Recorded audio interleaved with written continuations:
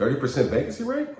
Well, I've heard through the grapevine that in some markets, such as the Bay Area, San Francisco, Oakland, that Class A office or just office buildings in general, the vacancy rate they're at 30% or above. And that's a tough one to swallow, man. I mean, I think that's probably more vacancy now in general in office space than in the Great Recession, right? Most of my business is in the multifamily space, but I've done several office building deals, especially recently, and I'm paying attention to this. My name is Steve Peterson with Infinity Investments. We talk all things commercial real estate and investment real estate on our YouTube channel. Today, we're going to talk about office properties and the repurposing of them, because I think that's a huge opportunity. I think that's a huge trend of what I'm seeing in today's market. Now, I'm a member of NorCal CCIM's great organization. We just had our luncheon, our monthly luncheon, and the topic of the discussion was, adaptive reuse of properties, particularly office properties into life science buildings. And my understanding with a life science building is just essentially, an office building that houses companies that do like biotech type work. Life science work that requires people to kind of be in person. It's kind of difficult to have a commercial grade lab, in your garage or your living room. We could do real estate work from pretty much anywhere. We got a laptop, a phone, we can meet with people.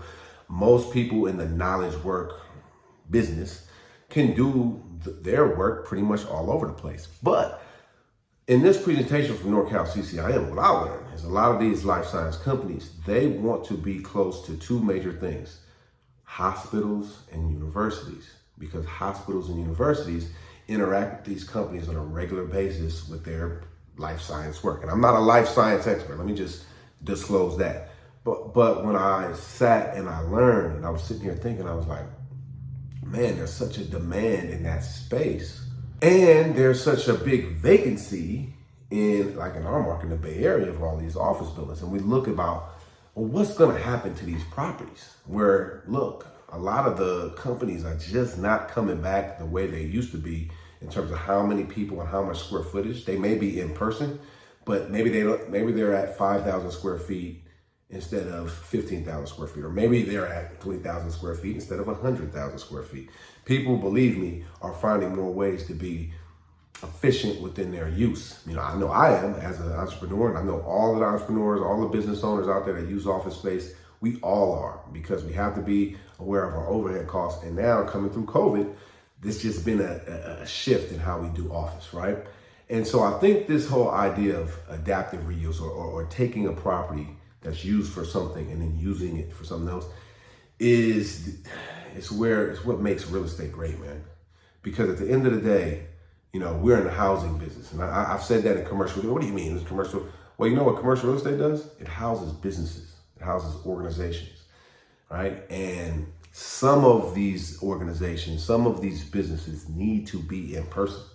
It's just a lot of them don't, right? So if you can figure out a marketplace where maybe you can find one of these vacant office buildings, negotiate a pretty good discount. Now, you're gonna have a hard time getting financing on them. I can tell you that much right now, right? But let's say you're able to put a group together cash, or you have some cash, you wanna buy one of these office buildings, and you have an idea. Maybe you can take your office and make it into some sort of research center, life science building. You could do really well. Now, what's also being dabbled with is taking these office buildings and making apartment buildings. Now, obviously, housing is you're going to need housing, right? You can't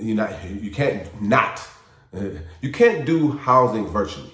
You know what I mean? You got to be in person when it comes to housing. You know what I mean? Just, that's how I go. The economics of it, though, is another story. Can these buildings actually be turned from an office building to an apartment building? Well, I know there's several people doing it, but then what the logistics of it, the plumbing, the electrical, the cost more than anything else. Because especially in a place like California, you want to make some housing, they're going to hit you with every regulation you can think about, code. When your contractor goes through there, it's going to be tough. So can you make it work economically? I don't know. We're going to find out. But I think now is the time for us to get our creative juices rolling. right? And for you entrepreneurs and you developers out there and you investors out there, I think there's opportunity. I think there's opportunity because if you can figure out a back end use and you can negotiate a great deal on one of these prime, and a lot of these office buildings are prime locations, by the way. And you can figure that out, you can solve a problem, make a lot of money, and lead to change, right? And I think as entrepreneurs, as investors, developers, people in the business, this is what we live for. So while this is a tough time for this business, it's a tough time for office, it's a tough time for people in the commercial real estate industry.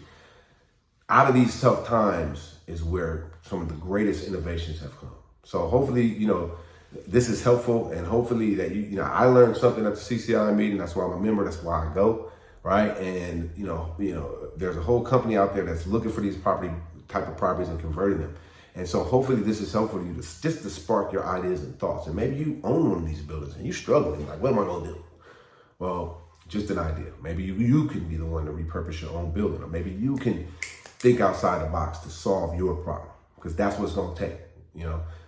Not traditional thinking, creative thinking, problem solving solutions. All right. Hope it was helpful. If it is, throw me a like, a share, holla at me to the next video. Deuces.